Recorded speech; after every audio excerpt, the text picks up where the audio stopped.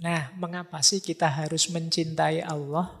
Kalau di Fathur Rabbani, pertama-tama karena Allah sendiri sudah sangat mencintai kita. Itu niscaya sudah. Jadi di Fathur Rabbani disebut Allah Azza wa Jalla mencintaimu bukan karena dia butuh padamu, tapi memang karena Rahman Rahimnya, kasih sayangnya padamu. Jadi Allah itu sudah lebih dulu sangat cinta, sangat sayang pada kita. Dan pasti bukan kebutuhan, wong Allah itu maha kaya. Jadi tidak mungkin Allah itu terpaksa menyayangi kita atau butuh sesuatu pada kita, tidak. Dia mencintaimu bukan untuknya, namun untukmu. Orang yang mencintai itu ya selalu untukmu, tidak untukku yang mencintai. Kalau orang mencintai kok masih untukku, itu biasanya belum puncak cintanya. Aku mencintaimu biar aku tenang, biar aku gembira, biar kalau masih aku, saya tidak bilang itu bukan cinta, tapi belum paripurna cintanya. Puncaknya cinta itu ketika sudah tidak ada aku lagi, yang ada hanya kamu. Dan Allah sudah lebih dulu seperti itu kepada kita. Buktinya banyak. Ya yang hadir malam hari ini mungkin ya buktinya paling mudah itu ya kita bisa hadir malam hari ini dengan situasi sehat, gembira, meskipun harus pakai masker.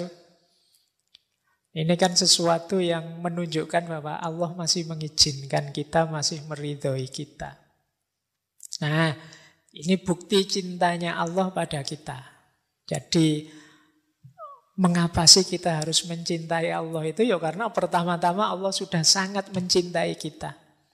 Sangat tidak pantas, sangat tidak adab kepada orang yang sangat mencintai kita kok kita cuek, kok kita tidak peduli, kok kita membalasnya asal-asalan. Bahkan Allah itu ingin kita sapa minimal sehari 5 kali misalnya, contoh. Itu pun kita juga asal-asalan menjalankannya. Allah menyapa kita dengan berbagai macam peristiwa. Bahkan 2 tahun ini kita diingatkan oleh Allah. Diberi sedikit-sedikit ujian, bencana. Semoga setelah 2 tahun teman-teman paling tidak ada progres, lebih dekat dengan Allah, lebih cinta pada Allah. Kalau tidak, kemungkinan kita salah kelola menghadapi ujian Allah yang namanya pandemi kemarin. Nah, jadi dia mencintaimu bukan untuknya, namun untukmu. Dia mencintai kalau engkau taat padanya. Bukan karena apa-apa, tapi karena manfaatnya akan kembali pada dirimu.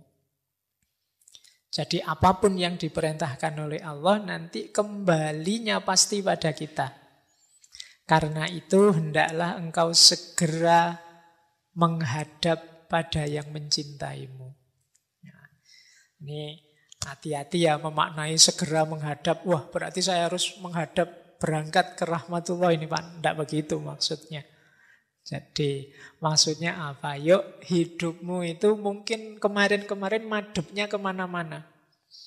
Ada yang madepnya pada kuliahnya, ada yang madepnya pada target-target duniawi apa, ada yang madepnya macam-macam. Tapi sekarang yuk kita menghadapnya satu-satunya kepada Allah saja. Segala urusan dunia yang lain kita jadikan kendaraan untuk kita menghadap dan menuju Allah. Nah ini nasihat dari Syekh Abdul Qadir Jailani. Dan mari kita berpaling dari apapun atau siapapun yang mencintaimu untuk kepentingannya. Awas jangan keliru, mungkin selain Allah ada banyak yang lain yang rasa-rasanya mencintaimu. Tapi kamu tidak sadar bahwa yang lain yang mencintaimu itu punya beragam pamrih. Yang ketika pamrihnya hilang, cintanya juga hilang. Satu-satunya cinta sejati padamu yang tidak hilang itu cintanya Allah. Kalau Allah hilang cintanya padamu, bisa bencana buat kita, habis kita. Senakal apapun kita, bahkan sejak zaman Nabi Adam sampai akhir zaman ini, itu kan berbagai kenakalan manusia kita temui. Tapi toh Allah tetap memberi banyak fasilitas anugerah pada kita.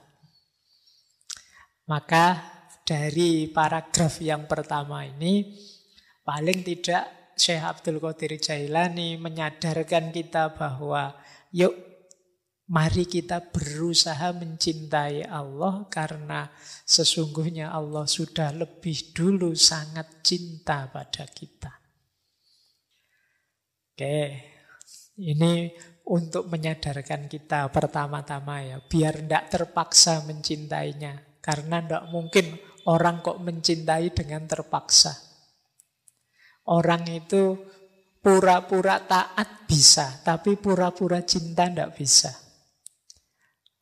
Jadi misalnya ya, saya sebenarnya tidak cinta padamu. Saya tak pura-pura cinta saja. Pura-pura cinta itu kan mungkin mulutnya ngomong cinta atau perilakunya menunjukkan cinta, tapi hatinya tidak. Loh, kalau hatinya tidak itu kan tidak ada nilainya. Dan hanya kita yang tahu apakah yang di dalam ini isinya cinta beneran atau tidak. Mungkin masih rajin apel, mungkin masih rajin mention, masih rajin WA, tapi sebenarnya sudah tidak ada rasa, sedang ngelirik-ngelirik dengan yang lain misalnya. Nah, hanya kita yang tahu. Maka rajin ke masjid mungkin masih, tapi apakah itu pertanda cinta pada Allah atau kewajiban saja atau kebutuhan, hanya kita yang tahu. Makanya upaya menuju cinta ini hanya kita yang tahu. Apakah relasiku dengan Allah ini sudah relasi yang jenisnya cinta atau sekedar kewajiban saja. Jadi ya termasuk yang sedang punya pacar, termasuk yang suami istri. Ya ini kan kewajiban saya sebagai suami. Kalau masih ada tuntutan-tuntutan kewajiban-kewajiban, ya levelnya masih belum tinggi.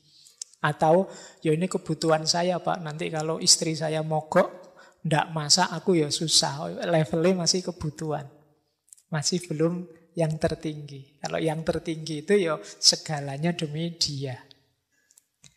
Nah, tahapan-tahapan